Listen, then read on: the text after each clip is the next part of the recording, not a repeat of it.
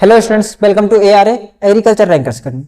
मैं आपका युवराज धानविक और आज हम शुरू कर रहे हैं बेसिक एग्रीकल्चर की सेकंड सेमेस्टर की प्रिंसिपल्स ऑफ ऑर्गेनिक फार्मिंग। ये इसका पहला लेक्चर है। तो देखिए ऑर्गेनिक फार्मिंग क्या होता है। और according to KOFERT it is the farming method by which we never use compound chemical fertilizers, agriculture chemicals, pesticide, growth hormones and use natural sources such as organic matter, minerals and microbes। अगर हम इसकी बात करें इस English की हिंदी की तो ये कह रहा है KOFERT के अनुसार हम इस मेथड में कुछ चीजों का प्रयोग नहीं कर रहे हैं जो कि ऐसे यौगिकों का उपयोग नहीं करेंगे जैसे केमिकल फर्टिलाइजर्स हो गए, एग्रीकल्चर केमिकल्स हो गए, पेस्टिसाइड्स हो गए, ग्रोथ हार्मोन हो गए। और इसके स्थान पर हम किसका प्रयोग करेंगे? तो इनके स्थान पर हम नेचुरल रिसोर्सेस यानी जो प्राकृतिक स्रोत हैं हमारे उनका यूज करेंगे, जैसे ऑर्गेनिक मैटर यानी कार्बनिक पदार्थ, मिनरल्स यानी पोषक तत्व और माइक्रोब्स यानी सूक्ष्म जीव। ऐसे बहुत से सूक्ष्म जीव हैं यानी जिनका प्रयोग हम ऑर्गेनिक फार्मिंग में किया जाता है। अब इसकी हिंदी में परिभाषा देखते हैं हम। जैविक खेती वह खेती है जिसमें पर्यावरण तथा जीव जंतुओं को बिना नुकसान पहुंचाए तथा भूमि की उर्वरा शक्ति को बनाए रखते हुए खेती की जाती है। इसकी मैंने दूसरी डिफिनेशन भी लिख रखी है यहां पर, ये देखिए और करके लिखा है। खेती की वह विधि जिसमें रासायनिक अवयवों का प्रयोग नहीं अथवा न्यूनतम करके जैविक अवयवों का प्रयोग किया जाता है, जैविक खेती कहलाती है। अब समझिए, इसे मैं समझाता हूं कम शब्दों में आपको। देखिए ऑर्गेनिक फार्मिंग यानी जैविक खेती वो होती है जिसमें हम केमिकल्स का प्रयोग नहीं करते हैं। मान के चलते हैं कि नहीं किया जाए, लेकिन जब आप शुरुआती दौर में कृषि ऑर्गेनिक फार्मिंग को अपनाते हैं तो आप न्यूनतम उर्वरकों का प्रयोग कर सकते हैं, क्योंकि इससे आपको काफी क्षति पहुंच सकती है। शुरुआती में अगर आप जैविक फार्मिंग के अंतर्गत आप एकदम से जैविक पदार्थों का यूज करने लगेंगे, इसलिए आप न्यूनतम प्रयोग करिए, उसके बाद धीरे धीरे इसे छोड़ा जाता है उर्वरकों का प्रयोग करना। अब बात करते हैं यानी कि वह विधि जिसमें रासायनिक उर्वरकों का प्रयोग ना किया जाए और प्राकृतिक स्रोतों जैसे मिनरल्स हो गए और सूक्ष्म जीव हो गए और कार्बनिक, जो मुख्य रूप से कार्बनिक यानी जैविक वस्तुओं का प्रयोग किया जाए, वो फार्मिंग किसके अंतर्गत आएगी? वो आएगी आपकी ऑर्गेनिक फार्मिंग के। तो आगे हम देख रहे हैं ऑर्गेनिक फार्मिंग के types of organic farming. There are 2 types. जो पहला टाइप है वो इंटीग्रेटेड ऑर्गेनिक फार्मिंग, इसे हिंदी में कहेंगे एकीकृत जैविक खेती। इसकी डिफिनेशन लिख रखी है मैंने। एकीकृत जैविक खेती में पारिस्थितिक आवश्यकताओं और मांगों को प्राप्त करने के लिए कीट प्रबंधन और पोषक तत्व प्रबंधन का एकीकृत शामिल है। इसमें क्या किया जाता है? एकीकृत खेती में कीट प्रबंधन और पोषक तत्वों का प्रबंधन एकीकृत रूप से किया जाता है। अब बात करें दूसरा जो टाइप है वो प्योर ऑर्गेनिक फार्मिंग यानी शुद्ध जैविक खेती। इसे पढ़ते हैं एक बार। शुद्ध जैविक खेती का अर्थ है सभी अप्राकृतिक रसायनों से बचना, यानी जो अप्राकृतिक यानी अकार्बनिक पोषक तत्व हैं और या रसायन हैं उनसे बचा जाना ही शुद्ध खेती है, शुद्ध जैविक खेती। और इसके आगे लिखा है खेती की इस प्रक्रिया में सभी उर्वरक और कीटनाशक प्राकृतिक स्रोतों जैसे अस्थि भोजन यानी बोन मील या रक्त भोजन ब्लड मील से प्राप्त किए जाते हैं। यानी जो इसके उर्वरक और कीटनाशक शुद्ध खेती में प्रयोग किए जाएंगे, शुद्ध जैविक खेती में प्रयोग किए जाएंगे, वो कहां से प्राप्त होंगे? बोन मील से या फिर ब्लड मील से प्राप्त किए जाएंगे। आगे हम इसके देखेंगे ऑब्जेक्टिव्स ऑफ ऑर्गेनिक फार्मिंग। तो पहला ऑब्जेक्टिव जो है मृदा की उर्वरकता, यानी इससे कहा गया है कि आप देखिए दिन प्रतिदिन भोजन की आवश्यकता तो बढ़ती जा रही है और लैंड क्या हो रही है, कम होती जा रही है बहुत से कारणों के कारण। और सबसे बड़ी बात की जाए कि मृदा की उर्वरकता, हम जो इसमें रासायनिक कीटनाशक हो गए, दवाइयां हो गई, जब इनका हम प्रयोग करते हैं तो क्या होती, मृदा की उर्वरकता धीरे धीरे घटती चली जाती, वो धीरे धीरे इसका उत्पादन क्षमता कम हो जाती है और हमें भोजन की जनसंख्या के बढ़ने के साथ साथ भोजन की आवश्यकता अधिक होती जा रही है। तो हम इसके एक अच्छे उपचार के रूप में प्रयोग कर सकते हैं ऑर्गेनिक फार्मिंग को, जिससे मृदा की उर्वरकता को बढ़ाया जा सकता है और भोजन की आवश्यकताओं को पूरा किया जा सकता है। अब बात की जाए पर्यावरण संरक्षण के लिए। जैसा हम सब ने बात की कि हम नए नए केस देखने को मिलते हैं कि कीटनाशकों के प्रयोग से पर्यावरण पर दुष्प्रभाव पड़ रहे हैं। इसके अखबारों में सूचनाएं भी निकलती रहती हैं। सबसे बुरा प्रभाव जो पड़ता है वो मिट्टी पर पड़ता है। और मृदा प्रदूषण रासायनिक उर्वरकों का एक महत्वपूर्ण कारण है। जो मृदा प्रदूषण होता है वो मुख्य रूप से रासायनिक उर्वरकों द्वारा ही होता है। उससे आपकी मृदा दूषित हो जाती है और जब मृदा दूषित होगी तो पर्यावरण प्रदूषण भी होगा।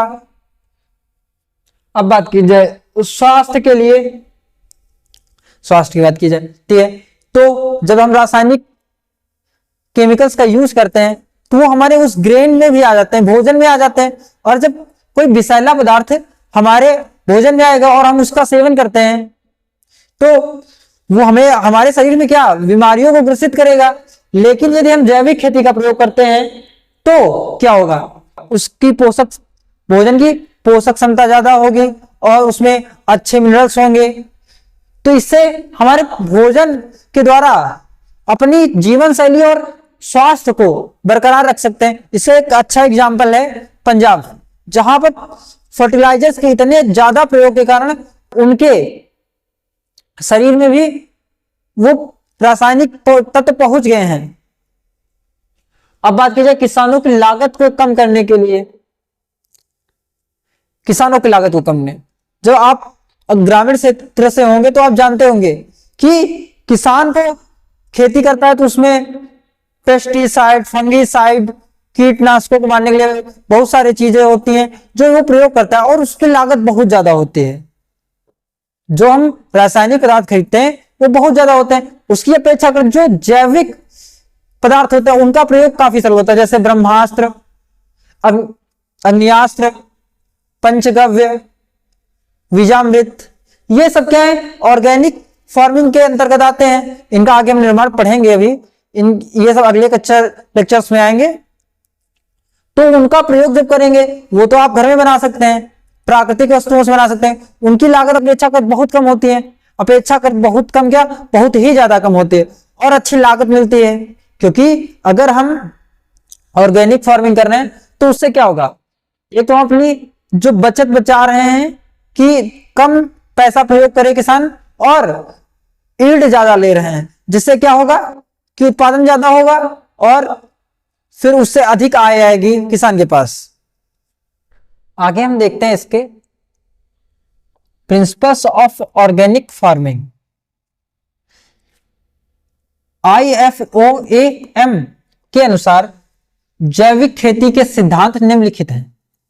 देखिए IFOAM का फुल फॉर्म आपके 1 नंबर में पूछा जा सकता है कॉम्पिटिटिव एग्जाम्स में और आपके कोर्स में तो पूछा ही जा सकता है। I का मतलब होता है इंटरनेशनल, F से होता है federation of organic agriculture movement.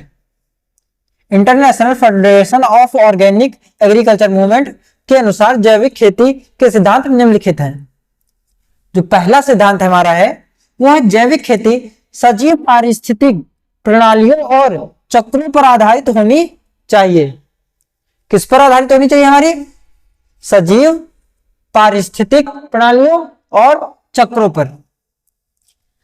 दूसरा जो प्रिंसिपल होता है ऑर्गेनिक फार्मिंग का वो है जैविक खेती को एक और अविभाज्य के रूप में मिट्टी, पौधों, पशुओं और मनुष्यों के स्वास्थ्य को बनाए रखना और सुधारना चाहिए। ऑर्गेनिक फार्मिंग का एक और प्रिंसिपल यह है कि वो मिट्टी की उर्वरकता, पौधों के स्वास्थ्य और पशुओं के स्वास्थ्य और मनुष्यों के स्वास्थ्य को बनाए रखे और उसे सुधारे। नंबर तीसरा जो हमारा जैव प्रिंसिपल है ऑर्गेनिक फार्मिंग का, वो है जैविक खेती ऐसे संबंधों पर आधारित होनी चाहिए जो पर्यावरण और जीवन की प्रक्रियाओं के संबंध में न्यायसंगत सुनिश्चित करते हों। इसका कहने का मतलब है कि इसमें ऐसे तरीकों का प्रयोग किया जाना चाहिए जो पर्यावरण को किसी प्रकार से हानि न पहुंचाए और जीवन के संबंध में न्यायसंगत हो, यानी जीवन को भी कोई क्षति न पहुंचाए। चौथा है प्रिंसिपल, जैविक खेती को वर्तमान और भावी पीढ़ियों के स्वास्थ्य और कल्याण और पर्यावरण को सुरक्षित रखने के लिए सावधानी के साथ जिम्मेदार तरीके से प्रबंधित किया जाना चाहिए। जो ऑर्गेनिक फार्मिंग की विधि है वो क्या होनी चाहिए कि वर्तमान और जो भविष्य में आने वाली पीढ़ियां हैं उनके स्वास्थ्य और कल्याण तथा पर्यावरण को सुरक्षित रखने की सावधानियां बरतनी चाहिए और उसकी एक जिम्मेदार तरीकों का प्रयोग करना चाहिए। आगे हम पढ़ेंगे advantage of organic farming. Number 1, जैविक खेती से मृदा की उर्वरता में वृद्धि होती है। जब हम कार्बनिक पदार्थों का प्रयोग करेंगे तो जाहिर सी बात है ह्यूमस की वृद्धि होगी और पोषक तत्व बढ़ेंगे तो मृदा की उर्वरकता क्या होगी, वो बढ़ जाएगी अपने आप। नंबर 2, बाजार में जैविक उत्पादों की मांग ज्यादा होती है जिससे किसानों की आय में वृद्धि होती है। मैंने पहले बता रखा है आपको कि क्या होता है कि जब बाजार में किसान जाता है तो जो जैविक फसलें होती हैं उनकी मांग अपेक्षा कर ज्यादा होगी और जब उनकी मांग ज्यादा होगी तो किसानों की आय में वृद्धि अपने आप होती जाएगी। नंबर 3, जैविक खेती में रासायनिक उर्वरकों, रासायनिक दवाइयों का प्रयोग नहीं होने से किसानों की लागत में कमी आती है। देखिए, जब आपकी रासायनिक दवाइयों, कीटों को रोकने के लिए रासायनिक कीटों का प्रयोग करना ही नहीं पड़ेगा, यानी उनके पैसे बचेंगे।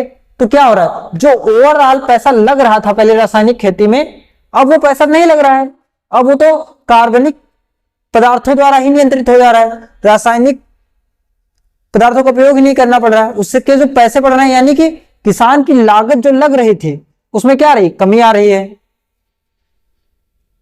नंबर 4, जैविक खेती में जैविक खादों का प्रयोग किया जाता है जो कि मुख्यतः कचरों से बनती हैं, इसलिए घरों से निष्कासित कचरे का निपटारा व सदुपयोग हो जाता है। अब देखिए, वर्मी कंपोस्ट हो गया, ये सारी चीजें जो पहले तो चीज आपको यह समझना जरूरी है कि ऑर्गेनिक फार्मिंग में जो भी चीजें बनी होंगी वो कार्बनिक पदार्थ से बनी होंगी। और आप घरों में जो सब्जियों के छिलके हो गए, जो ऐसे ही बहुत सारा हरा कचरा निकलता है, वो क्या होगा, कहीं फेंका जाएगा। लेकिन हम इसका प्रयोग कहाँ कर सकते हैं, जैविक खाद बनाने में कर सकते हैं। तो एक हिसाब से हमारे घरों का कचरा जो है उसका निपटारा भी हो रहा है और उसका उपयोग ऐसे किया जा रहा है जिससे मृदा की उर्वरकता भी बढ़ रही है और उसकी लागत भी मिल रही है क्योंकि वृद्धि हो रही है उत्पादन में। जैविक खाद के उपयोग से भूमि की गुणवत्ता में सुधार होता है तथा मिट्टी जल धारण क्षमता बढ़ती है। जब आप जैविक खादों का प्रयोग करेंगे तो मृदा की जो गुणवत्ता होगी वो क्या होगी, इंप्रूव हो जाएगी और जो उसके जल को धारण करने की कैपेसिटी होगी, जो क्षमता होगी मिट्टी की, वो क्या हो जाएगी, ज्यादा बढ़ जाएगी। नंबर 6, जैविक खेती में किसी भी प्रकार का पर्यावरण प्रदूषण नहीं होता है। अब देखिए, जो जैविक खेती होगी जब वो विषैली नहीं है तो जाहिर सी बात है वो किसी प्रकार का प्रदूषण नहीं कर रही। इसके विपरीत रासायनिक खेती में आप देख लीजिए, जब आप रसायनों का छिड़काव करेंगे तो पहले से मृदा प्रदूषण होगा, क्योंकि आपकी किस पर कर रहे हैं, आप मृदा पर अप्लाई, पौधों में अप्लाई करेंगे, लेकिन वो मृदा पर भी तो जाएगा। तो रासायनिक उर्वरकों के प्रयोग से आपकी मृदा दूषित हुई। उसके बाद आप जब सिंचाई करेंगे तो पानी का बहाव या फिर वर्षा होगी तो पानी के बहाव से वही केमिकल्स बहकर किसी अन्य नीचे वाली सतह पर चले जाएंगे, जहां पर पानी का स्त्राव होता है, यानी जैसे कोई जलाशय हो गया, तालाब हो गया, यहां भर जाएगा। तो उनका क्या होगा, वो दूषित जल भर गया, जिससे क्या हुआ, जल प्रदूषण भी हुआ और इसके उपयोग से मनुष्य के स्वास्थ्य में बुरा प्रभाव पड़ता है। चूंकि अब लेक्चर बहुत ज्यादा बड़ा हो चुका है, इसलिए ऑर्गेनिक फार्मिंग के डिसएडवांटेज को हम ऐसे ही डिस्कस कर लेते हैं। यहाँ पर लिख के मैं डिस्कस नहीं कर रहा हूं, क्योंकि लेक्चर मैंने बताया बहुत बड़ा हो चुका है। तो पहला जो डिसएडवांटेज होता है वो ऑर्गेनिक फार्मिंग का ये होता है कि ऑर्गेनिक फार्मिंग को अपनाने में पूरी तरीके से कम 3 वर्ष लगते हैं, जिससे आपकी उपज शुरुआत में कम होती है। यह आपका एक बड़ा डिसएडवांटेज होता है। और दूसरा डिसएडवांटेज ये है कि जो ऑर्गेनिक फार्मिंग होता है उसमें जैविक खादों का प्रयोग किया जाता है, जो कि बल्की नेचर के होते हैं, जैसे वर्मी कंपोस्ट होगा। इसलिए इन्हें भंडारित करने के लिए यानी रखने के लिए काफी अधिक स्थान की आवश्यकता होती है, और एक अच्छे स्थान पर रखा जाना भी इनका बहुत उपयोगी होता है, महत्वपूर्ण होता है, कहना अधिक उचित होगा। तो इसका एक जीता जागता एग्जाम्पल है हमारे पड़ोस का देश श्रीलंका, जिसने बहुत कुछ वर्ष पहले पूर्ण रूप से अपने आप को ऑर्गेनिक राष्ट्र घोषित कर दिया था, परंतु उसने बाद में अब नॉर्मल खेती करना ही शुरू कर दिया, क्योंकि इसे काफी नुकसान हो रहा था। क्योंकि आप अगर एकदम से ही ऑर्गेनिक फार्मिंग की ओर चले जाएंगे तो आपको पहले तो 3 वर्ष लगते ही हैं, मैंने बताया कि 3 वर्ष लगते हैं आपको ऑर्गेनिक फार्मिंग को अपनाने में। ये चीज तो ये आपके श्रीलंका के साथ में हुआ था, आप श्रीलंका के बारे में पढ़ सकते हैं। और आज का सवाल जो मैं दे रहा हूं वो है कि भारत का वो कौन सा राज्य है जो पूर्ण रूप से ऑर्गेनिक फार्मिंग करता है। यह सवाल आप लोग कमेंट सेक्शन में लिखिएगा, और चैनल को सब्सक्राइब और वीडियो को शेयर और लाइक कीजिए।